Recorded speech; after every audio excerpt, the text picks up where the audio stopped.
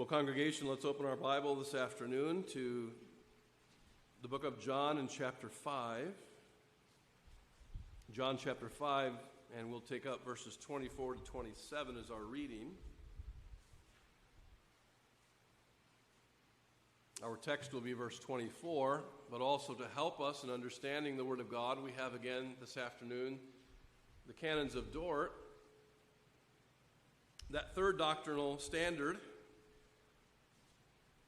very often used and loved by the continental churches. The churches of the British Isles are those who love the Westminster Standards, but if you were to study and compare the Westminster Standards and our Reformed Standards, you would be very hard-pressed to find any significant differences and much agreement and harmony therein. And that includes, by the way, some of these deeper things that we find in the Canons of Dort.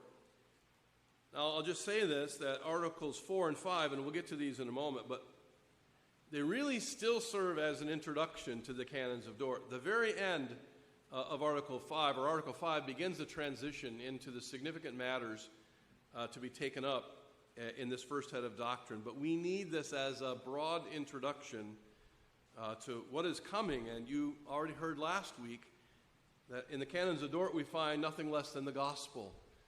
And we'll continue with that this afternoon. So we'll come to those two Articles 4 and 5 of the first head of doctrine in a moment. But let's give our attention first then to the Word of God in John chapter 5, and we are at verse 24. I tell you